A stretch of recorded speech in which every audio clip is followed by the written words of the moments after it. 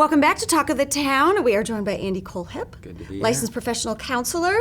You have a specialization in addictions. Correct. And your company is right on Main Street there, Transitions. Correct. Transitions Counseling. It's so good to spend some time with you. Thank you. It's like everyone needs someone to talk to right now. They really do. Like, it They is may just... soon. What do you foresee? Like, have you seen changes right now, or with families being stuck together? What are you seeing? Well, I think that the families have been stuck together for, a month, 2 months. So I think that things may have bubbled up in terms of relationships or maybe addictions that weren't seen before.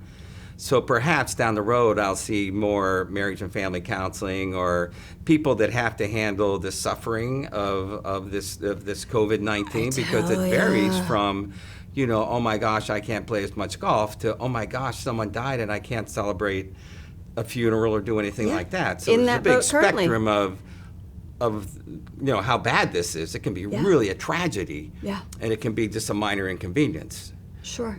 So we watch more Netflix, and so maybe I'm staying inside too much, something like that. Well, I think, depending on the individual, all of that stuff needs to be unpacked. Correct. I think, I'm meeting so many people who, like, right now, this week, are hitting the wall more than they've ever, hit the wall. Yes. And this is a different wall that humans are hitting right now at this point in time. Exactly. It's like, it's just different.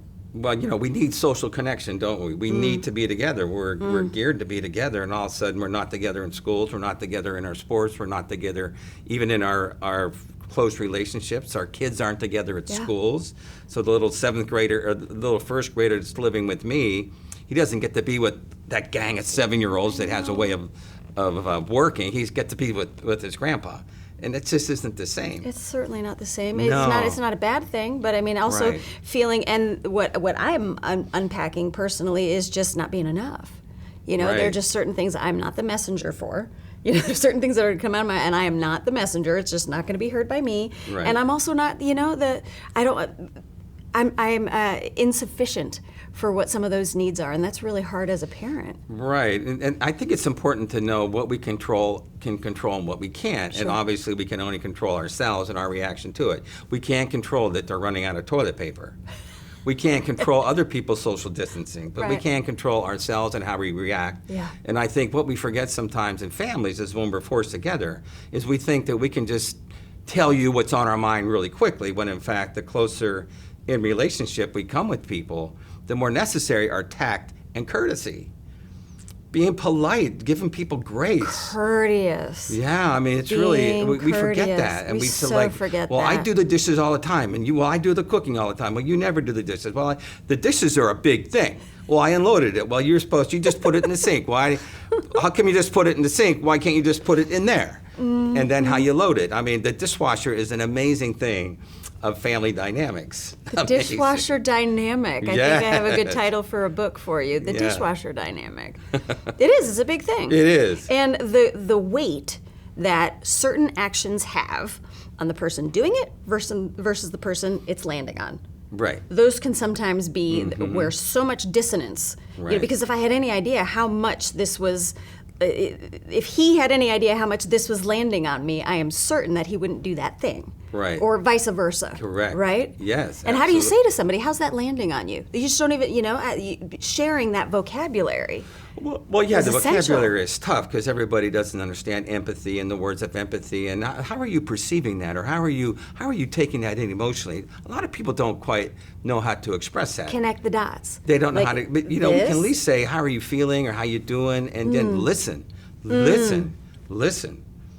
Sometimes I'm so full of myself, I just want to talk a lot instead of listening, and just joining with you and showing you like, oh, that sounds really tough, like you're talking to me, maybe you haven't been able to enhance your hair, right? And so I'm going, well, that's not a big deal, and to you it's a big deal, but to me, I don't know. But so we have to respect what everybody's little particular things are. But if there's one thing, if there's two things that we can do when we have to social isolate, and thank God it's opening up a little bit, and let's hope that works. And that's the uncertainty of this virus, right? It's the uncertainty. One day I think it's the uncertainty that I think is killing everything's going to be people. good, and then I watch TV at night, and I said, oh my God, we're going to die in the morning. And the conflicting polarization. So here's the thing.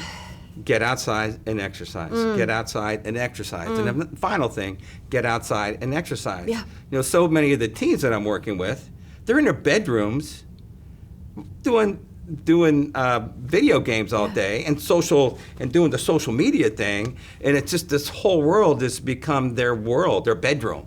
They need to get out. They need to get out. They need to get out. Vitamin D.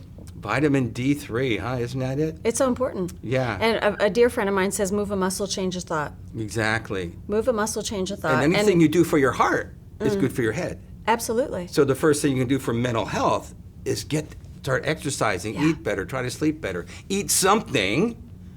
It doesn't even really matter. Sometimes people go like 12 hours and don't even put a potato chip in. So I've encouraged my teenagers, well, get up and have potato chips. Now, parents will kill me for saying that, but at least it gets your body knowing that I got to get going. And sometimes you can get so engrossed in something you forget to eat. Yeah. Right. Absolutely. Absolutely. Exactly. Are you seeing people via Zoom? Is that how you're doing some counseling now? Can people reach out to you, or what's? Well, with addictions, there's a lot of AA meetings on Zoom. There's a lot of everything on Zoom. So I haven't done Zoom personally. I've done everything on the phone. But I'm just now starting to meet face to face with really extreme, like sit across the room and wear masks and just being really careful. And I think people prefer face to face. I like to look at you and see what your vibe is, and see what your karma is, so to speak. But on the phone was good too, because no one had to come in to see me or get dressed up, or they didn't have to organize that whole thing. And without this, it's a whole different dynamic. And so maybe they share things over the phone that they may not otherwise. Wonderful. You were such a puzzle solver. I love it. Well, we're all in this together. I think you're always so open to hear the pieces of the puzzle. I love it. Transitions Counseling, Andy Kohlhepp. It's so good to spend some time with you. Thank you. We'll be right back with more Talk of the Town.